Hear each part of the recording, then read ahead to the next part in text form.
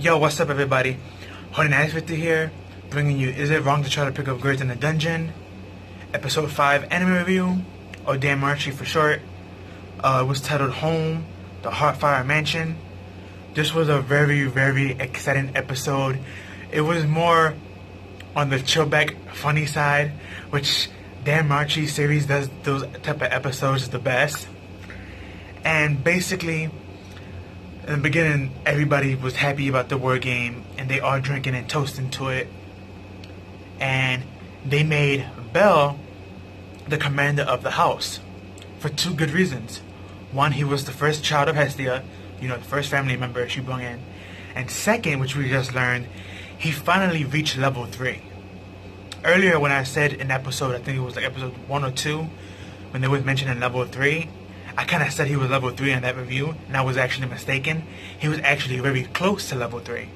But thanks to Ayn and her family in this war game, thanks to all that experience and him doing that dramatic training, he was able to break through from level 2 to go to level 3. So now he's officially a level 3. And he is the head commander of the Hestia family. So that was pretty cool, and he was very shocked and nervous, but of course this is his friend, so he was able to have the strength to go through and make his little speech thing, and they all congregated and stuff and talked, and it was pretty cool. And then we get a tour of the house, which was very exciting. It starts off with Mikasa, or Mikato, she basically, her favorite part of the house is the bathroom. They have this old style Japanese hot tub. They have a male and female side, of course it's divided. And she went to her side and she was just having a ball. She was just there laying down on the water saying, "Sorry my ex-god and my ex-comrades and all that. I wish y'all can enjoy this like I can." And she's a very old style Japanese based chick. That's how her character is based off of. So this hit home for her, and she was super excited and happy. You can just tell, you see the smile and how happy she was, and just seeing her happy made everybody else happy, so that was kind of cool. We get to see another part of the house, which is the blacksmith part of the house, which is outside. They have their own blacksmith shop, which of course Wolf is going to be working there. And Wolf saw it and he was like, wow, this is everything that a blacksmith would need. And he was super shocked as well. And he stated that from now on, he's going to restart his work all over from scratch, and he's going to make everything anew, but better than it was before. So he's super happy about that. Then we shift over to Belle, Hestia, and Lily. And Lily brings up, while looking through the house remodels and stuff, she was like, you put in a lot of work and money into this. Do we even have the money for this? And she's like, oh, don't worry. Everything's okay, everything's fine. Thanks to the word game, we win a whole bunch of money. So we good, don't worry about it. And Lily's like, well, this house is, as a mansion, is pretty big. We're going to have to hire maids. Now, as you see in one of my thumbnails, Belle hired maids, and he was like, yeah, sure, we should hire maids. And he started thinking of him being fed by all these cute girls. And you have this moment where Hestia and Lily paused. They turned around, they looked at Belle, and they just gave him this weird look, and it was like, nah, scratch that, we don't need maids. We can't trust you, and plus, I can't have any more love rivals hanging around the house. And he was like, oh, come on, why not? And they was like, because of you. And they were just hilarious. Belle really wanted those maids. But of course, they said no. So, it is what Hestia says it is. She's the woman of the house, goddess of the house, technically. But that was hilarious. But then we bump into two familiar characters outside the gate of the house, making kind of ruckus.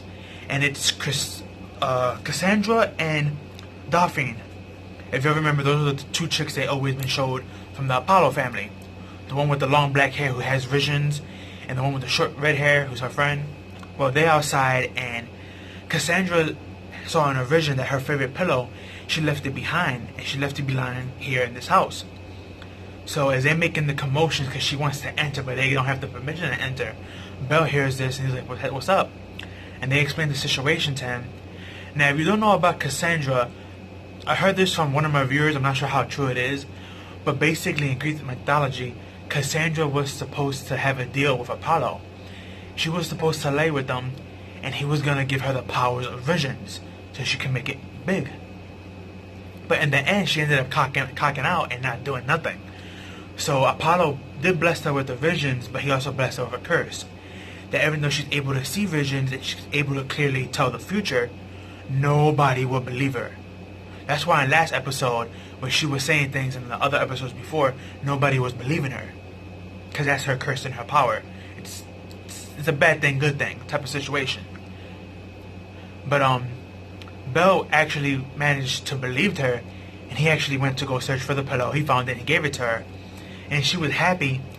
And then she whispered something in Dorfrin's ear, and Dorfrin was like, "We see you tomorrow." And he was like, "What are you talking about?" And she's like, "Do you don't know?" And then she explained to him what it was, and he ran up to the goddess, and he was kind of like, not upset, but very, very shocked and astonished. And what he found out was that they were going to have tryouts for the house, for new recruits, since they have a bigger place, and now they actually have money to their name, thanks to winning the war game. And everything was looking good, and everybody was happy. The next day came, and everybody was there happy to see, Hestia and the rest of and Belle and everyone else of the family, which is just Lilith, Makato, and Wolf, and everybody's just cheering with Hestia, and Hestia saying all these weird phrases, and everybody else is just cheering with her, just saying the same thing. And we get more funny moments. We get dwarves, elves, commoners, farmers, and all that. Everything is there. We have some Amazon chicks there flexing, trying to get approval. And Lily's like, "No, y'all will all be a distraction for Belle. Sorry, y'all are like not passable to have." And then this is when things get kind of bad for them, and it gets even funnier. Makato comes late, and she's not even dressed. She just has like this white little kimono half thing on, and she's freaking out. She's like, "My goddess, I found this. Look!" And it was basically a bill. Hestia's in debt by 200 million vows, and she ends up reading this, and she ends up remembering that she is, but she said it out loud, and everyone behind her heard it and was like, "What? She's in debt for that much?" And Hestia was trying to play it off like, yeah, I can play this off with ease. This is nothing. Y'all still want to join? Silence. Everybody just disappeared.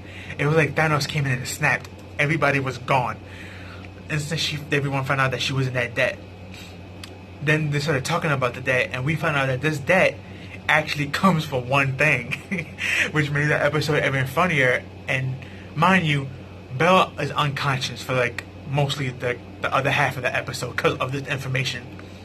And the reason why she's in 200 million real debt is for one thing, and it's not the house renovation or for her, getting other people's children to be her children now. No. She's in debt for those 200 million reals for the one object that she made a while back in season 1. And if you don't know what that is, I'm talking about the knife that Belle uses, that living weapon. That is actually 200 million reals itself. And that's astonishing. Because we knew it was going to be expensive, but they never told us a price, or at least in the anime, because I'm an anime only. In the anime, they never told us the price of how much that knife is. But Hephaestus, if I'm pronouncing her name right, the god who made that knife for Hestia so she can give it to Belle, she said she was going to take out money from her checks to compensate for that much. But damn, 200 million reals, that's a lot of money. No matter how you try to transfer that money to any other language or money, that's a lot of money. So that's insane. But Hestia didn't want no one to help her because she said, "This is my love for Belle, this is how I'm going to show it, and I'm going to pay this off on my own." And they had that little debate there, and then she ran off to the hot tubs, like cool off. And this is when she noticed that Belle and Wolf is on the other side, and she's trying to like cock a peek. And we get Belle being thankful for everybody. He says, "I'm thankful for Wolf being my first friend. I'm thankful for Lily being the first adventurer to help me out and teach me a lot of things. I'm happy for Makato for saving me all the time and backing me up. And above all, I'm happy for my goddess Hestia for giving me this life and bringing me into it, because if it wasn't for her, I'd still be in the streets, a nobody." And as you see one of my thumbnails we have all three, Makato, Lilith, and Hestia, crying because they're so happy with what Belle said. And Hestia tried to jump over the border between the male and female bathroom, but of course Lily and Makato pulled her down. And it was funny, and she was like, I love you too and I'm thankful for you too, and she's trying to hop over, but the other girls are not allowing it. So that was hilarious.